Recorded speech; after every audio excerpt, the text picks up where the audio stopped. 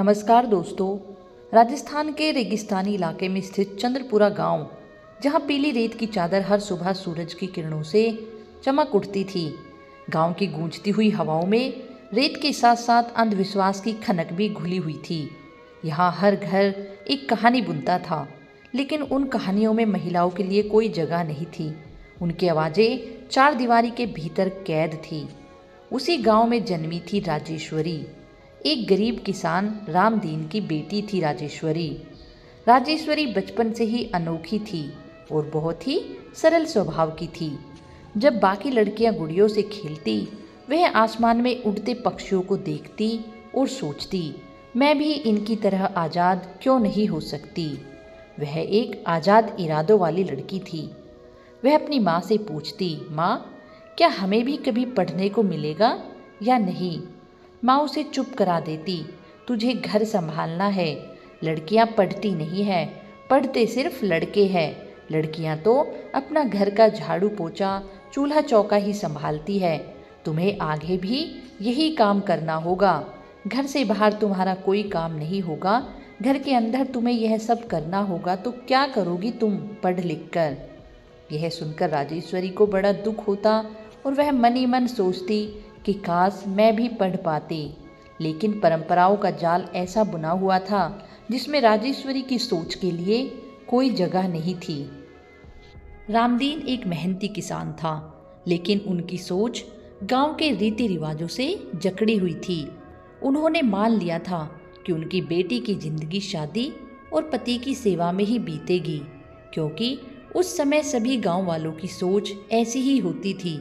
वह ना अपनी पत्नियों को, ना ही अपनी बेटियों को बाहर पढ़ने जाने देते थे और ना ही घर की चार दीवारी से बाहर जाने देते थे। राजेश्वरी का 13वां जन्मदिन आया और इसी के साथ उसकी शादी की चर्चा भी शुरू हो गई। गांव की यही परंपरा थी, जब लड़की 13 या 14 साल की हो जाती थी, उसी समय उसकी शादी कर दी जाती थी। राजेश्वरी भी इसी का शिकार होने वाली थी। गांव के मुखिया ने रामदीन से कहा, अब तुम्हारी बेटी जवान हो रही है, इसे जल्द ही किसी के घर भेज दो, वरना लोग बातें बनाने लगेंगे। रामदीन ने गांव के सबसे बड़े जमींदार ठाकुर प्रताप सिंह से उसकी शादी की बात तय कर दी। प्रताप सिंह उम्र में राजेश्वरी से काफ़ी बड़े थे। सिर्फ बड़े ही नहीं, उससे 3 गुना बड़े थे, लेकिन उसके पास दौलत और शक्ति थी। राजेश्वरी ने जब यह सुना तो उसके सपने जैसे टूट ही गए हो। उसने अपनी माँ से कहा, मुझे शादी नहीं करनी, मुझे पढ़ाई करनी है, मेरी उम्र तो अभी बहुत छोटी है। माँ ने उसे डांटते हुए कहा, तू किस जमाने की बात कर रही है, औरत की जिंदगी तो बस पति की परछाई बनकर जीने के लिए होती है, ये पढ़ाई वढ़ाई हमारे लिए नहीं बनी है। तुम्हें तो अपने घर जाकर अपने पति की और अपने सास ससुर की सेवा करनी है, उनकी इज्जत का मान रखना है। राजेश्वरी बोली, लेकिन माँ, मैं तो अभी बहुत छोटी हूँ, मैं कैसे किसी की सेवा कर सकती हूँ, मेरे लिए तो खाना भी आप ही बना कर देती है, मैं कैसे वहाँ जाकर सारा काम करूँगी। माँ ने उसे फिर डांटा और डांटते हुए अंदर चली गई। अब राजेश्वरी बेचारी छोटी सी बच्ची कहे भी तो अपने मन की बात किससे। कुछ दिनों बाद ही उसकी शादी हो जाती है और उसे राजा प्रताप सिंह के विशाल महल में लाया जाता है। महल सोने चांदी से सजा हुआ था, लेकिन उसमें एक अजीब सी खामोशी थी। प्रताप सिंह एक कठोर और परंपरावादी व्यक्ति था। वह राजेश्वरी को अपनी पत्नी कम और अपनी वस्तु ज़्यादा मानता था, जिस पर वह अपना अधिकार जताता था। वह हमेशा राजेश्वरी को कहता कि तुम्हारा काम मेरे माता पिता की सेवा करना और मेरे परिवार का मान बनाए रखना है, उसने बड़े ही सख्त लहजे में कहा।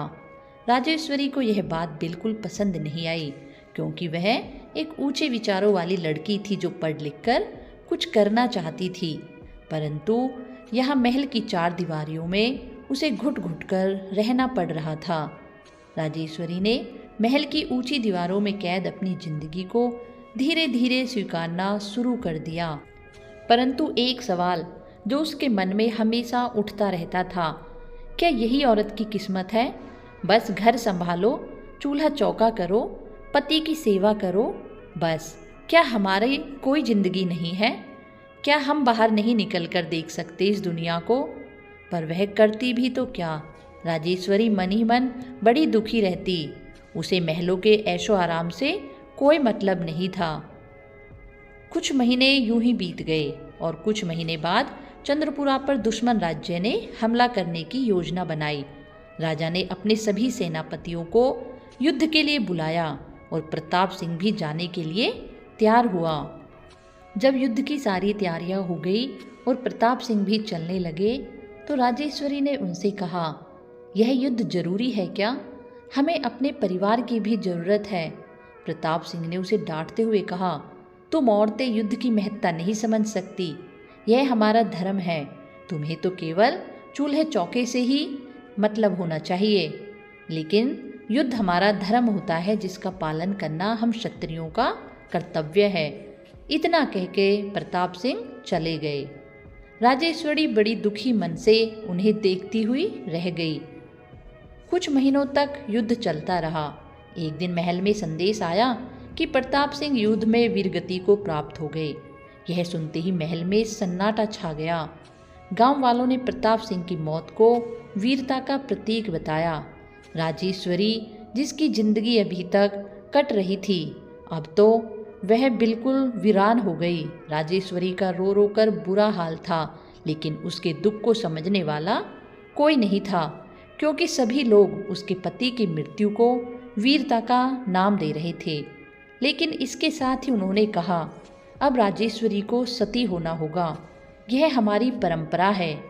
राजेश्वरी के दिल में यह सुनकर खौफ की लहर दौड़ गई। राजेश्वरी ने अपनी सास से कहा, मैं जिंदा हूँ, मुझे क्यों मारा जा रहा है? क्या किसी जीवित व्यक्ति को ऐसे जलाया जा सकता है? कितनी पीड़ा होती होगी उसे। सास ने जवाब दिया, यह हमारे धर्म का हिस्सा है। औरत का जीवन पति के बिना अधूरा है। यदि पति ही नहीं तो औरत जीवित रहकर क्या करेगी? तुम्हें सती होकर देवी का रूप लेना होगा। जिस प्रकार प्रताप ने वीर होकर अपनी परंपरा को कायम रखा, उसी प्रकार तुम भी सती होकर हमारी परंपरा को कायम रखो। राजेश्वरी जोर जोर से रोने लगी, परंतु उसकी चीख पुकार सुनने वाला वहाँ कोई नहीं था। राजेश्वरी को लाल साड़ी पहनाई गई। उसे गहने पहनाकर चिता पर बैठने के लिए तैयार किया गया। गांव के लोग ढोल नगाड़े बजा रहे थे। उन्हें यह एक पवित्र अनुष्ठान लग रहा था। किसी जीवित व्यक्ति को जलाना उनके लिए बहुत बड़ी परंपरा का हिस्सा था। राजेश्वरी ने चुपचाप सब कुछ सहा, लेकिन उसके अंदर विद्रोह की ज्वाला जल रही थी। उसने सोचा, अगर मैं चुप रही तो यह अन्याय कभी भी खत्म नहीं होगा। चिता के पास पहुंचते ही राजेश्वरी ने अचानक चिल्लाकर कहा, रुको, यह अन्याय है। धर्म कभी किसी की जान लेने को नहीं कहता। अगर यह धर्म है तो मैं इसे स्वीकार नहीं करती। मैं सती होने के लिए तैयार नहीं हूँ। गांव वाले स्तब्ध रह गए। एक औरत इस तरह से बोलना उनके लिए अनसुना था। राजेश्वरी ने आगे कहा, मैं जिंदा हूँ, मेरा जीवन मेरा है। अगर आप लोग इसे धर्म मानते हैं तो पहले खुद इस चिता में कूद कर दिखाइए, तो मैं सती होने के लिए तैयार हूँ। कोई है जो आगे आएगा और इस चिता में कूद कर दिखाएगा? सभी गांव वाले चुप थे, क्योंकि यह सभी धर्म परंपराएं उस समय सिर्फ औरतों के लिए होती थी। मर्दों का इससे कोई लेना देना नहीं होता था। उसी समय एक घोड़े पर सवार युवक वहां आया। वह विक्रम था, जो एक शिक्षित और जागरूक समाज सुधारक था। उसने राजेश्वरी की चीख सुनी और तुरंत आगे बढ़ा। विक्रम ने गांव वालों से कहा, सती प्रथा धर्म नहीं, पाखंड है। यह औरतों के अधिकारों का हनन है। इसे अब खत्म होना चाहिए। पुजारी ने गुस्से में कहा, यह हमारी परंपरा है, इसमें दखल देने का तुम्हें कोई हक नहीं है। विक्रम ने जवाब दिया, धर्म का अर्थ है न्याय और करुणा। यह धर्म नहीं, पाप है। विक्रम ने अपनी तलवार निकालकर कहा, किसी ने भी अगर राजेश्वरी को सती करने पर मजबूर किया तो उसे मुझसे लड़ना होगा। गांव वालों में डर फैल गया, लेकिन कुछ लोग अभी भी परंपरा के नाम पर अड़े हुए थे। विक्रम ने राजा से मिलकर सती प्रथा को खत्म करने की याचिका दी। राजा ने विक्रम की बात मानी और पूरे राज्य में सती प्रथा पर प्रतिबंध लगाया। राजेश्वरी ने विक्रम के साथ मिलकर महिलाओं को शिक्षित करना शुरू किया। उन्हें बताया कि महिलाओं के अधिकार और भी होते हैं, सिर्फ घर संभालना या पति की सेवा करना ही औरत का धर्म नहीं होता। वह भी बाहर निकल सकती है, पढ़ सकती है, शिक्षा ग्रहण कर सकती है। उसने उन्हें बताया कि उनका जीवन अनमोल है और उन्हें अपने अधिकारों के लिए खड़ा होना चाहिए। अब सभी औरतों को राजेश्वर की बात अच्छी लगने लगी थी, क्योंकि सभी औरतें कहीं ना कहीं इन परंपराओं से बहुत दुखी थी, लेकिन उन्हें साथ देने वाला कोई नहीं था। परंतु अब राजेश्वरी ने उन्हें समझाया और यह बताया कि उनके भी कुछ अधिकार होते हैं। बिना लड़े अपने अधिकारों को प्राप्त नहीं किया जा सकता। अपनी लड़ाई हम औरतों को स्वयं लड़नी होगी। पुरुष हमें अपने भोग की वस्तु समझते हैं, परंतु उन्हें समझना होगा कि हमारा भी जीवन होता है, हमें भी अपने जीवन जीने की स्वतंत्रता है। तो दोस्तों, आपको यह कहानी कैसी लगी? पसंद आए तो लाइक करें।